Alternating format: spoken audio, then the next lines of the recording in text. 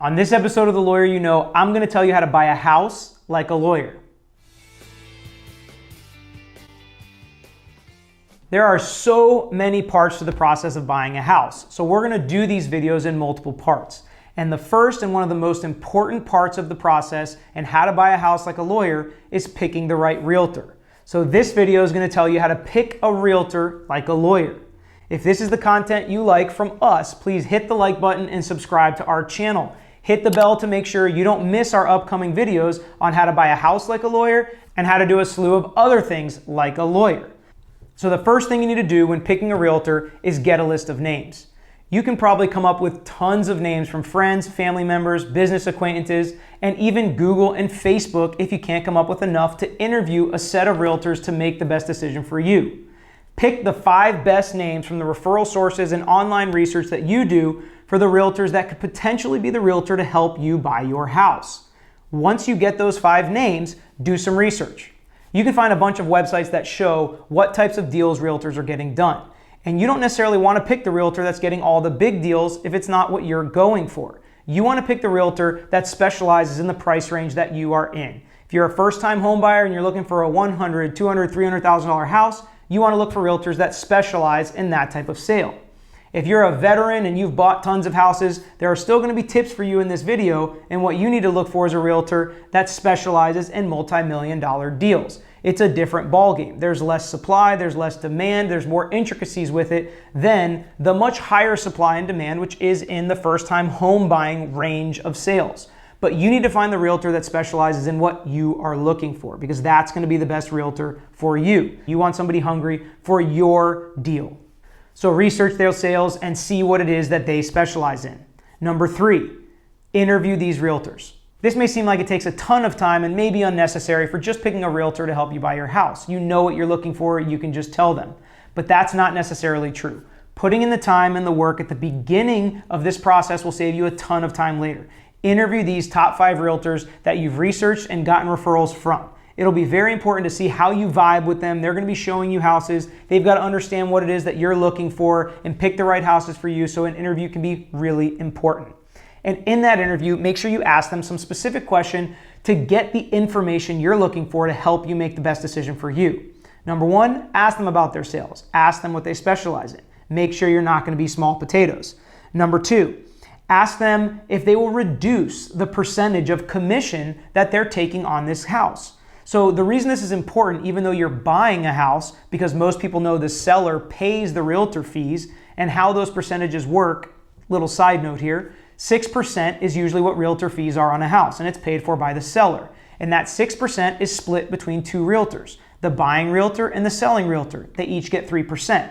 But it can be really important as a buyer when you're interviewing a realtor to say, will you cut that percentage down if necessary? What will you cut it down to? Get that number in writing. Because if they're willing to cut 1% or 2% or 0.5%, whatever it may be off, that can become very important when you're negotiating to buy the house that you want.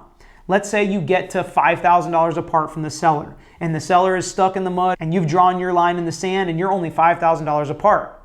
Well, now you go to your realtor and say, if you cut your 1% off, that's exactly $5,000, and that can help us get the deal done. Will you cut that down? Because we have that written in our contract to show that you're willing to take 2%, then boom, you got the deal done just by doing the negotiating with the realtor up front in the interview to see what they would do for you. Now, if the realtor can negotiate the great price for you, get exactly what you want to pay, and it includes their full percentage of commission, great. They've done their job. They've done the negotiations. They've gotten it where it needs to be to where the seller can now pay them their full 3%, and everybody's happy and you move on because you got the price and the house you wanted for that price. Something else that can help in negotiating these percentages.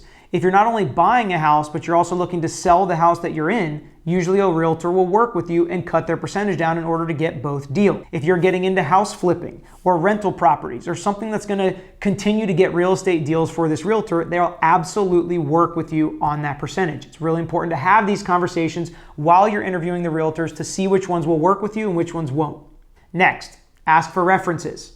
They'll give you some references of people they've worked with in the past, and you can reach out to those people and ask how that experience was. Did they make it smooth? Did they handle all the problems that you didn't want to deal with? Did they give you good advice on who to call about homeowners insurance and inspections and handyman work after you bought the house? Those are all really important things because realtors are resources. They will help you find service people that will come to your house and do all the things necessary to the new home you just purchased. Usually there's going to be something you need done, whether it's an inspection, whether it's lawn maintenance, whether it's cleaning, whatever it may be, the realtor will be a great source of referrals for those necessities. During these interviews and conversations with references, make sure you take notes because the next step is going to be compare the 5 realtors.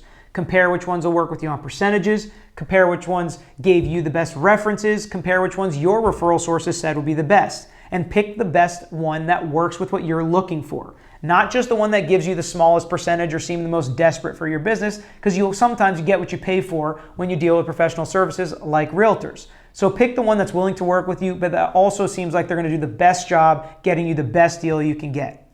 And once you've made that decision, you call that realtor and you ask them to send you a sample of the contract for services that they sign with their clients. And this is really important. I'm going to point out 2 things that you have to make sure are in that contract for services.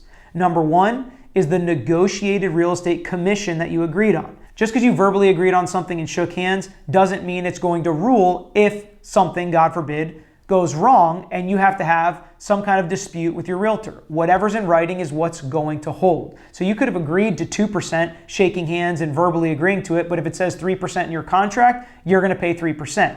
So make sure whatever it is you agreed to is in writing in that contract. Then you also want to see what it looks like as far as length of time for this contract. Most are 30 days. It keeps the fire lit under the realtor. They automatically renew, so if you like working this realtor, no problem. You just keep going month to month with this realtor, and hopefully you won't have to switch realtors a lot because you've done the research in the beginning. You've put the time in to make the best decision for the deal you're trying to get. But again, God forbid something goes wrong, you'll be able to get out of this contract in 30 days, and it's not a 6-month or 1-year contract to where you're stuck with this realtor until they let you out of it. Again, this is doing things like a lawyer. We plan for the worst and hope for the best. We get the lowest percentage they'll possibly agree to. We hope we don't have to use it, but if we do to get the deal done, we will.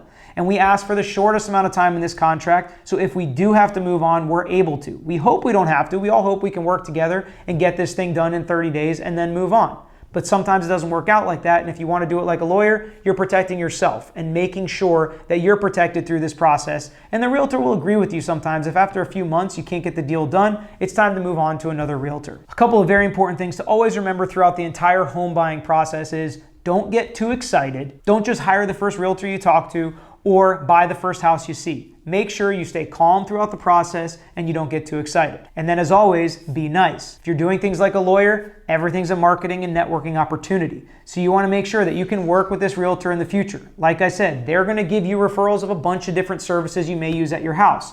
And you never know, depending on what your job is, they could become a referral source for you. And they can tell all of their home buyers or sellers to use your services in the future if you're nice and you build a good working relationship with them. So always use every opportunity for networking and marketing on your behalf for your business. Once again, if you like this content, please hit the like button, subscribe to our channel so you don't miss out on the future videos of how to buy a house like a lawyer.